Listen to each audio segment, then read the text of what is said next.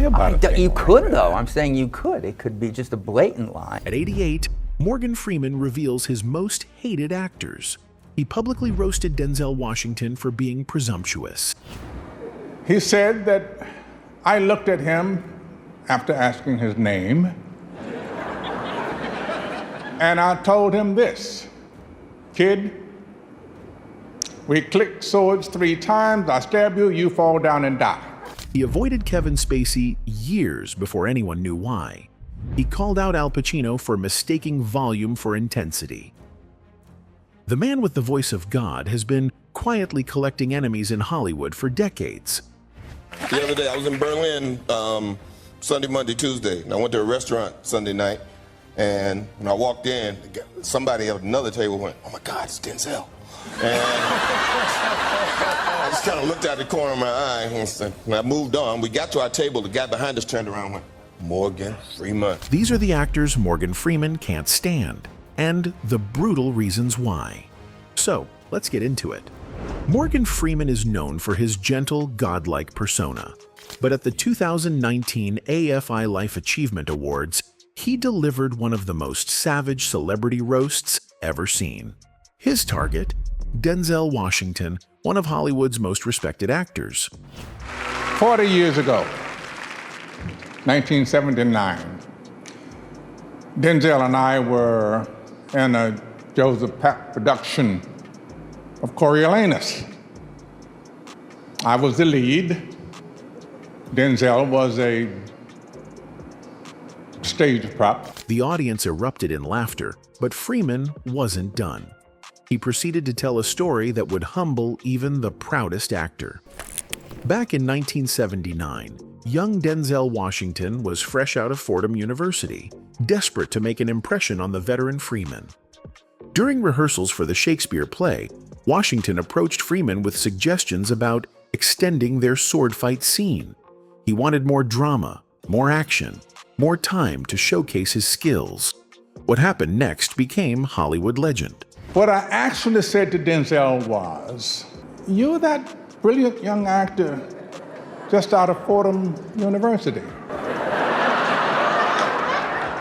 That was a great suggestion. But Freeman wasn't being sincere. His delivery dripped with sarcasm as he continued the story, revealing how he really felt about the young actor's presumptuous suggestions. The roast showed a side of Freeman most people never see: sharp, cutting, and unafraid to embarrass even his closest friends. The moment revealed Freeman's true personality. Beneath the calm exterior lies someone who doesn't suffer fools gladly and remembers every slight, even decades later. Washington took it gracefully, but the audience got to see Freeman at his most brutally honest. This wasn't just friendly banter. It was Freeman establishing dominance and reminding everyone, including Denzel, exactly who the veteran was in their relationship. The roast showed a side of Freeman most people never see: sharp, cutting, and unafraid to embarrass even his closest friends. The moment revealed Freeman's true personality. Beneath the calm exterior lies someone who doesn't suffer fools gladly and remembers every slight, even decades later. Washington took it gracefully, but the audience got to see Freeman at his most brutally honest. But if you think that was savage, wait until you hear how Freeman handles it when people can't even tell him apart from his contemporaries. The mistaken identity problem between Morgan Freeman and Samuel L. Jackson has become so common that both actors now expect it at every public appearance. But Freeman's reaction to these mix-ups reveals a surprisingly sharp edge to his personality. When I moved on, we got to our table, the guy behind us turned around and went, "Morgan Freeman." And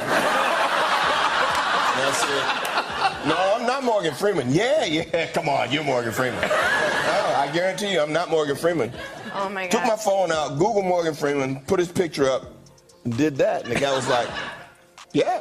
While Jackson handles these situations with humor, Freeman takes a different approach. In interviews, he's revealed his frustration with the constant confusion, showing a side of him that's far from the patient, understanding figure people expect. Freeman has recounted multiple airport incidents where fans approached him, certain he was Samuel L. Jackson. Unlike Jackson's playful responses, Freeman's reactions border on irritated.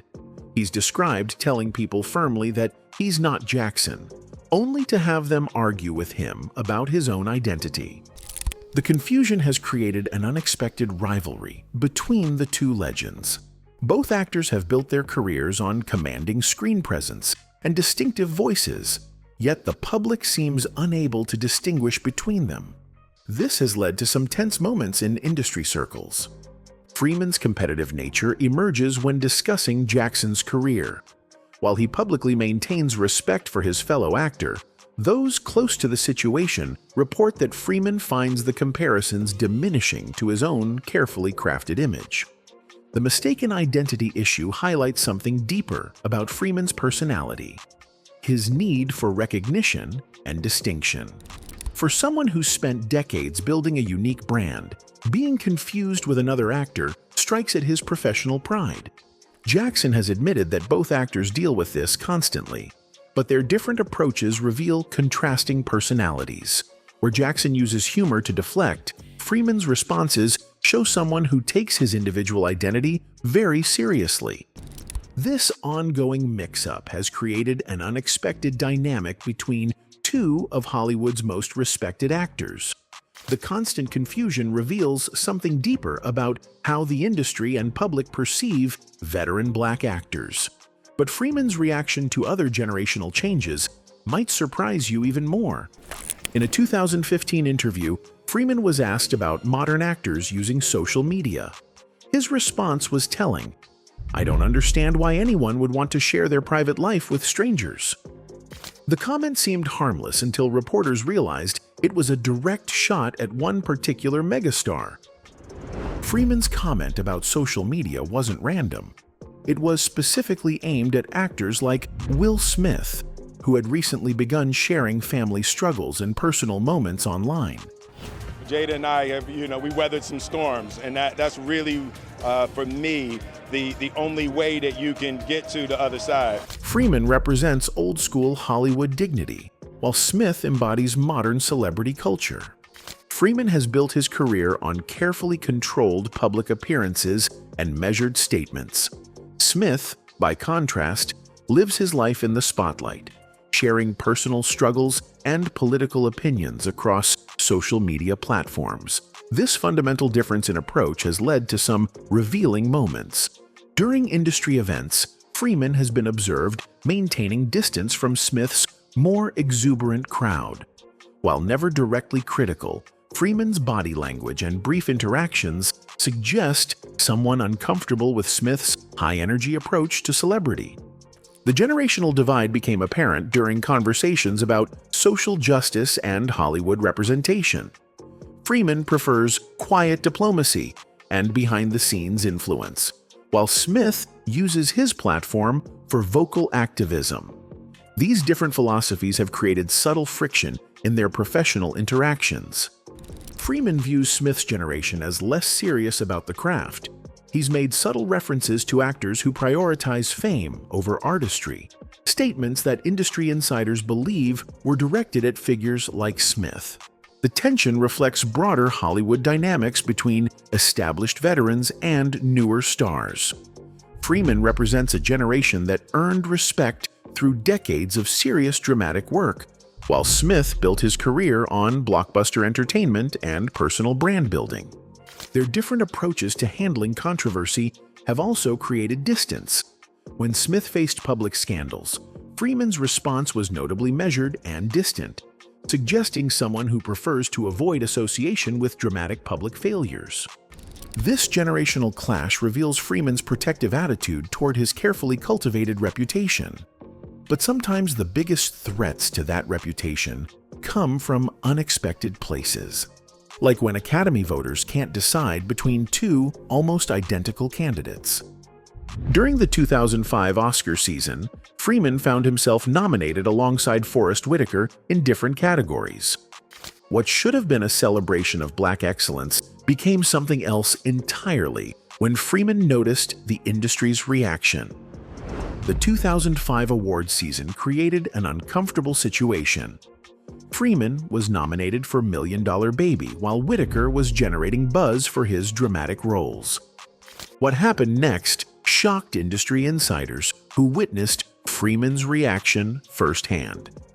At the Oscar nominees luncheon, Freeman and Whitaker were seated at the same table. When conversation turned to their upcoming films, Freeman made a comment that left everyone uncomfortable. It's interesting how the Academy always seems to find room for certain types of performances. The comment was directed at Whitaker, who had been praised for his intense, method-based approach. Freeman had been tracking Whitaker's career moves for years. Studio executives noticed how Freeman would inquire about roles that went to Whitaker, always asking pointed questions about the selection process. When The Last King of Scotland was offered to both actors, Freeman's response was telling, "I don't do accents for Oscar bait." The rivalry intensified when both actors attended the same industry screening. Freeman arrived first and chose his seat. When Whitaker entered and sat nearby, Freeman visibly moved to another section. The slight was so obvious that other attendees started whispering about the tension. During interviews, Freeman began making subtle digs at method acting. Some actors need to completely lose themselves in a role, he said in a 2006 interview. Others understand that consistency and professionalism matter more than theatrical displays. Everyone knew he was talking about Whitaker. The competition reached its peak at a film festival dinner. When Whitaker's performance received a longer standing ovation than Freeman's earlier tribute, Freeman stood up mid-applause and walked out. He didn't return for the rest of the evening. Freeman's resentment wasn't just about acting styles, it was about recognition. He believed his decades of consistent work deserved more respect than Whitaker's flashier performances. When Whitaker won the Oscar for The Last King of Scotland, Freeman's absence from the ceremony spoke volumes. The rivalry exposed Freeman's need to be recognized as the superior dramatic actor among his peers. His careful monitoring of Whitaker's career and public comments revealed someone who viewed every role, every award, and every critical mention as a competition he intended to win.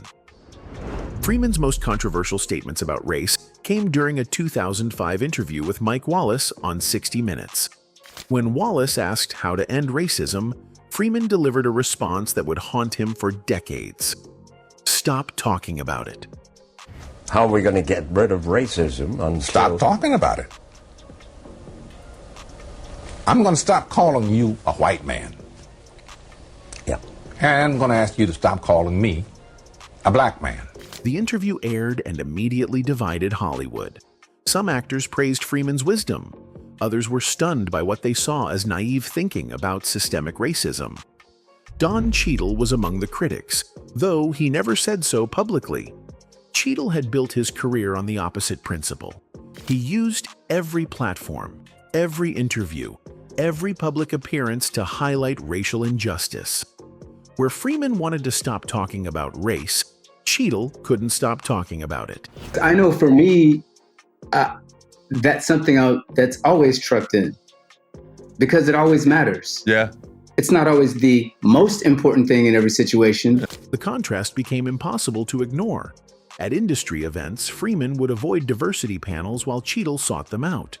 When reporters asked about Black Lives Matter, Freeman gave measured responses about unity. Cheadle gave passionate speeches about change. Freeman doubled down on his position years later. In a 2023 interview with the Sunday Times, he dropped another bombshell. "Black History Month is an insult. You're going to relegate my history to a month." Then came the line that really shocked people. Also, "African American is an insult. I don't subscribe to that title." Cheadle read that interview. His response came during his next public appearance, where he made pointed comments about actors who think they can wish racism away. He never mentioned Freeman by name, but everyone knew who he meant. The divide ran deeper than just philosophy. Freeman believed his generation had found the right path. Prove your worth through excellence, not activism. He had climbed Hollywood's ladder without protests or hashtags. Why couldn't everyone else? But Cheadle saw Freeman's success as the exception, not the rule. He watched young black actors still fighting for representation, still facing the same barriers Freeman claimed didn't exist. The older actors' colorblind philosophy felt like abandoning the fight. Industry insiders noticed the tension at award shows. Freeman would arrive, take his seat, and leave during speeches about diversity. Cheadle would stay for every word, often nodding in agreement with more activist-minded speakers. The most telling moment came during the Black Lives Matter protests of 2020. While Cheadle posted daily about police brutality and systemic racism, Freeman remained silent. His absence from social media campaigns spoke louder than any statement. Freeman's approach never wavered. He continued avoiding diversity initiatives, skipping panels about representation, and declining interviews about race relations. His message remained consistent: stop talking about it, and it will disappear. Cheadle took the opposite approach. He joined every conversation about racism, attended every diversity summit, and used his platform to amplify voices Freeman preferred to ignore. The two men represented completely different strategies for the same goal. That documentary screening wasn't Freeman's only public critique of fellow black entertainers. Industry insiders knew he had stronger opinions about certain colleagues, but nobody expected him to voice them so directly until Tyler Perry's name came up during a roundtable discussion. Perry's empire was built on broad comedy and direct-to-audience content, while Freeman spent decades earning respect through serious dramatic roles. This difference in approach created immediate tension during their limited interactions. Freeman has made subtle but pointed comments about the quality of contemporary black cinema that industry insiders believe were directed at Perry's productions. His references to serious versus commercial work suggest someone dismissive of Perry's approach. The creative differences became apparent when discussing the future of black representation in Hollywood. Freeman advocates for integration into existing prestigious projects, while Perry built his own infrastructure to create content directly for black audiences. Freeman's reaction to Perry's success reveals someone conflicted about alternative paths to industry influence. Having spent decades working within traditional Hollywood systems, he appears skeptical of Perry's independent approach. Their different philosophies about audience and content create natural friction. Freeman's carefully crafted dramatic persona contrasts sharply with Perry's willingness to embrace broad comedy and melodrama. The tension reflects broader debates within Black Hollywood about representation, quality, and commercial success. Freeman's position suggests someone who believes his path represents the more legitimate approach to lasting influence. This creative clash reveals Freeman's protective attitude toward his own career choices and his resistance to acknowledging the validity of very different approaches to similar goals. When asked about Perry's success during that roundtable, Freeman's response was diplomatically brutal. Success comes in many forms. Some last longer than others.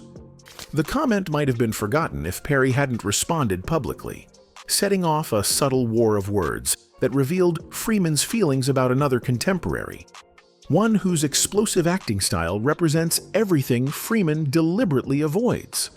Freeman's critique of Tyler Perry's longevity seemed hypocritical to some observers, particularly those who remembered his comments about Al Pacino during a 1992 interview. When asked about method acting, Freeman had been unusually direct about certain colleagues who mistake volume for intensity. Both actors rose to prominence in the 1970s and 80s, but their styles couldn't be more different. Pacino's intense, explosive approach contrasts sharply with Freeman's calm, controlled presence. This difference has created natural comparison points throughout their careers. Freeman has made comments about acting techniques that industry observers interpret as criticism of Pacino's more theatrical style. His references to authentic versus performative acting suggest someone who views his own approach as superior. The competition became more apparent when both actors were considered for similar prestigious roles. Freeman's reactions to losing parts to Pacino revealed someone who expected his more subtle approach to be recognized as more sophisticated. Their different relationships with fame also create tension. Pacino's reputation for intensity and unpredictability contrasts with Freeman's carefully managed public image. Freeman appears to view this as evidence of greater professionalism on his part. The rivalry extends to their critical reception and industry respect. Both actors have similar levels of recognition, but Freeman seems to believe his consistent approach deserves greater distinction than Pacino's more volatile career. Their parallel trajectories through Hollywood's changing landscape have created natural friction. Both actors adapted to different eras and expectations, but Freeman appears to believe his evolution was more successful and dignified. This generational standoff reveals Freeman's competitive nature and his belief that his approach to both craft and career management represents a superior model for lasting success. Though the 1992 comment was decades ago, industry observers noticed Freeman's subtle smirk during Pacino's emotional acceptance speech at a recent award ceremony. But Pacino isn't the only white actor who has drawn Freeman's quietly cutting assessments. In fact, his most revealing relationship might be with someone whose career took a dramatic fall from grace, a fall that Freeman seems to have predicted years before anyone else. Back in 1995, Morgan Freeman and Kevin Spacey worked together on the thriller C7N, where Freeman played the wise detective Somerset and Spacey played the chilling serial killer John Doe. What happened between takes revealed Freeman's uncanny ability to read people beneath their polished surfaces. That warmth Freeman showed Denzel was completely absent during his interactions with Spacey. Cast and crew members from C7N later recalled how Freeman maintained professional distance from Spacey, even when everyone else praised the actor's brilliant performance. During the film's production, Freeman made an observation that seemed harsh at the time, but proved prophetic decades later. When a reporter asked about working with Spacey's intense method approach to playing John Doe, Freeman's response was telling. Some actors become their characters. Others reveal who they really are. The comment seemed like typical Freeman wisdom about acting technique, but industry insiders noticed that Freeman never worked with Spacey again, despite both actors starring in multiple films that could have brought them together. In 2005, they appeared in Edison Force, but Freeman reportedly insisted on minimal shared screen time. When the film flopped spectacularly, Spacey himself later called it one of his worst movies. But Freeman's distance wasn't about the script quality. It was about something deeper. Freeman's ability to sense character flaws that others missed became legendary in Hollywood circles. While the industry celebrated Spacey's talent and success, Freeman remained notably absent from the praise. He never attended Spacey's award ceremonies and declined opportunities to present him with honors. When Spacey's scandal broke in 2017, Freeman was one of the few major actors who wasn't shocked. His only public comment was characteristically measured. The truth has a way of revealing itself. The statement seemed simple, but those who knew Freeman's history with Spacey understood its deeper meaning. This pattern of Freeman's, the ability to see through polished exteriors to the person beneath, explains all his relationships with fellow actors. From his protective distance with Will Smith's social media persona to his skepticism of Tyler Perry's commercial approach, Freeman has spent decades making judgments that often prove correct. At 88, Morgan Freeman has revealed that his greatest talent isn't just bringing characters to life on screen. It's reading the characters of the people he works with. Behind that calm, wise persona lies someone who sees everything, remembers everything, and judges accordingly. The shocking truth about Freeman's Hollywood relationships isn't that he's competitive or demanding. It's that he's almost always right about people. Whether it's humbling a young Denzel to teach him respect, distancing himself from Spacey years before anyone knew why, or maintaining professional boundaries with actors whose approaches he finds questionable, Freeman's instincts about character have proven remarkably accurate. These 8 relationships reveal someone far more complex than his public image suggests. Not just the voice of God, but someone with an almost supernatural ability to judge human nature and the patience to wait decades before being proven right. Anyway, that's it for this video, folks. Bye.